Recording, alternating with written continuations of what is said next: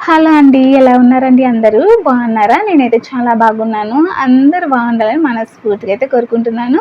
ఈ వీడియోలో family planning operation గురించి అయితే మాట్లాడుకుందాము. అంటే నా ఎక్స్‌పీరియన్స్ అయితే మీతో షేర్ చేస్తున్నాననమాట. నాకెలా ఉన్నింది? ఆపరేషన్ ఎలా ఉంటుంది? ఇంకా ఏ ఆపరేషన్ అయితే బెటరు? ఓపెన్ సర్జరీ ఆపరేషనా? లేకపోతే లాప్రోస్కోపిక్ ఆపరేషన్ చేసుకుంటే బెటరా? ఇంకా ఎప్పుడు చేసుకుంటే మంచిది? ఇంకా అవన్నీ చూద్దాము. కొంతమందికి ఆపరేషన్ అంటేనే భయపడుతూ ఉంటారు కదా! అంతెందుకు నాకు కూడా ఆపరేషన్ అంటే చాలా భయమేసేది. ఎలా ఉంటుందో ఏమో అని చాలా భయపడేదాన్నండి. ఇంకా అందరూ చెప్తూ ఉంటారు కదా! నాకు ఇలా ఉన్నింది, అలా ఉన్నింది అని. వాళ్ళు వీళ్ళు చెప్పేటివన్నీ మైండ్‌లో ఏసేసుకొని ఇంకా భయపడతా ఉన్నానండి.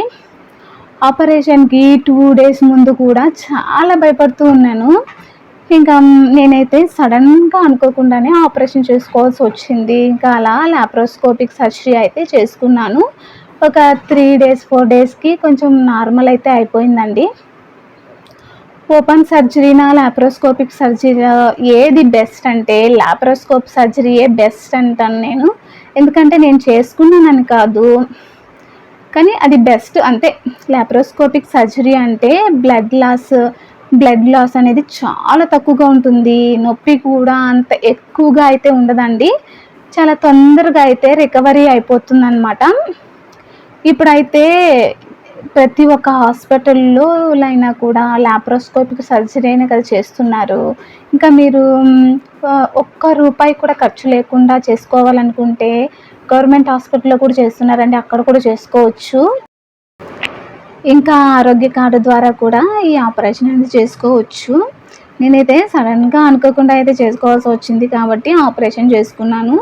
ఎందుకు సడన్‌గా చేసుకోవాల్సి వచ్చిందంటే మా చిన్నోడికి ఇప్పుడు 10th month running. 8th month ఉన్నప్పుడు నాకు పీరియడ్స్ అయితే స్టార్ట్ అయింది. ఇంకా అలాగే మంత్లీ రెగ్యులర్‌గా అవుతది అనుకున్నాను. కానీ నెక్స్ట్ మంత్‌కే పీరియడ్ అయితే రాలేదు. 10-15 డేస్ అయితే అయిపోతూ ఉంది. అప్పటికి రాలేదనమాట. ఇంకా నాకు డౌట్ వచ్చి కిట్ తెచ్చి చెక్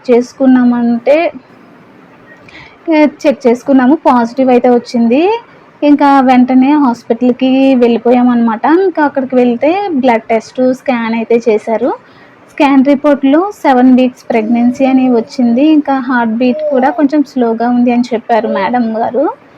ఇంకా సరే వాళ్ళు వండుకొని ఇంకా డీఎన్సీ ఇంకా ఫ్యామిలీ ప్లానింగ్ ఆపరేషన్ ఒకేసారి చేసేస్తామని చెప్పారండి. ఇంకా మేమైతే ఆలోచించుకొని చెప్తామనేసి వచ్చేసామన్నమాట. ఇంటికొచ్చేసి ఆలోచించుకొని సరే ఒకేసారి డీఎన్సీ ఇంకా ఆపరేషన్ కూడా చేసేసుకుందాం అనేసి సరే 2 డేస్ తర్వాత అయితే మళ్ళీ హాస్పిటల్‌కి వెళ్ళి అడ్మిట్ అయితే అయిపోయాము. ఇంకా అడ్మిట్ అవ్వగానే వాళ్ళ ప్రాసెస్ అయితే స్టార్ట్ చేశారనమాట. అంటే 2 ఇంజెక్షన్స్ అయితే బ్యాక్ సైడ్ వేశారు. ఇంకా యాంటీబయాటిక్ కూడా అదే చేతికి వేశారనమాట. సెలైన్ కూడా ఎక్కిచ్చారు. టాబ్లెట్ అయితే ఇచ్చి ఇంకా 3 అవర్స్‌లో బ్లీడింగ్ అయితే అవుతది అని చెప్పారనమాట. ఇంకా 3 అవర్స్ వెయిట్ చేశారు. కానీ నాకు 3 అవర్స్ వెయిట్ చేసినా కూడా నాకు బ్లీడింగ్ అనేది కాలేదండి. ఇంకా సరే ఇంకా హాఫ్ అన్ అవర్ అయితే వెయిట్ చేద్దాము అంటే వెయిట్ చేశారు. ఇంకా తర్వాత కొంచెం బ్లీడింగ్ అయితే అయింది. ఇంకా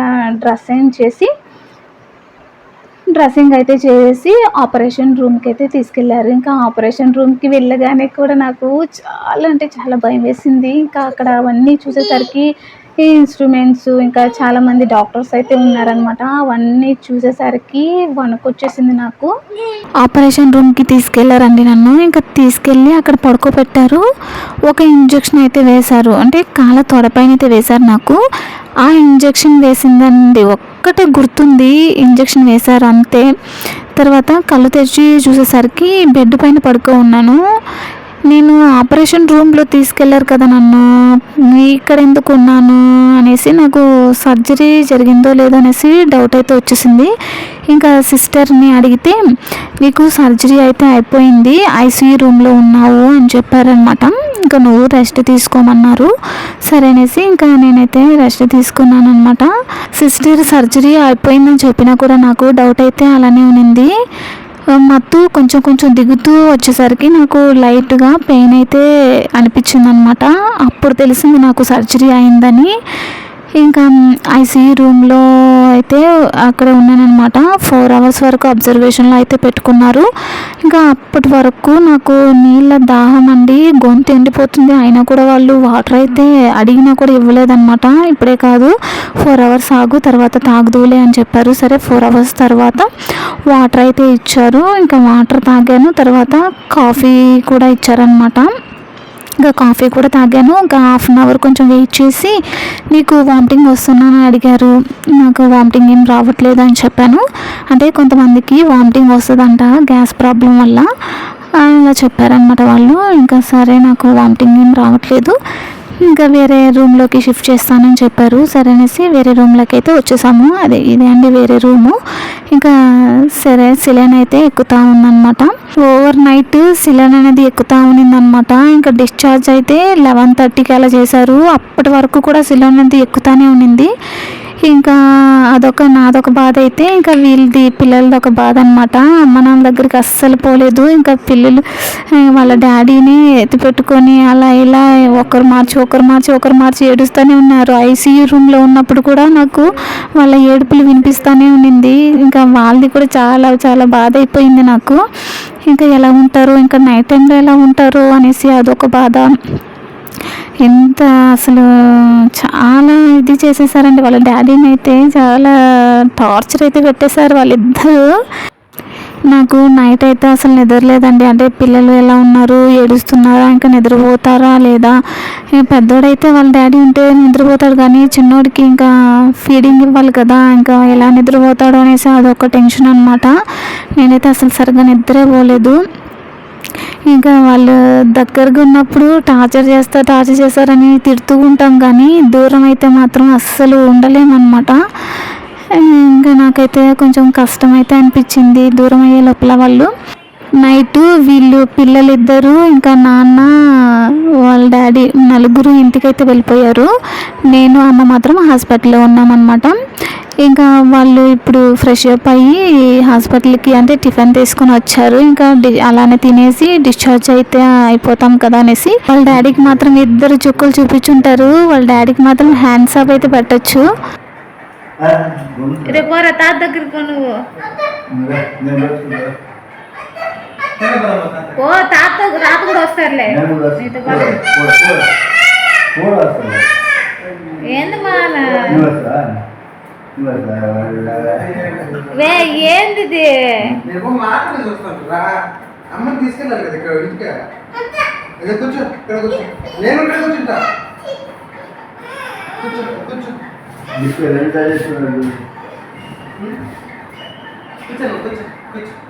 చూడండి, మీరు కూడా చూస్తున్నారు కదా, మా నాన్న పిలిస్తే అసలు వాడు పోవడమే లేదు, ఎలా అరుస్తున్నాడో.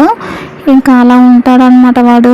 ఈ ఫ్యామిలీ ప్లానింగ్ ఆపరేషన్ అనేది ఎప్పుడు చేసుకుంటే మంచిదంటే, అంటే డెలివరీ అయ్యి ఒక 3 months అయిన తర్వాత అప్పుడు చేసుకుంటే కూడా బాగానే ఉంటుందండి. పిల్లలకు అప్పుడు ఏం తెలియదు కదా, అప్పుడైతే వీళ్ళు అందరి దగ్గరికి పోతారు, ఇంకా మనల్ని అయితే డిస్టర్బ్ చేయరు, మనం కొంచెం రెస్ట్ అయితే తీసుకోవచ్చు అనమాట.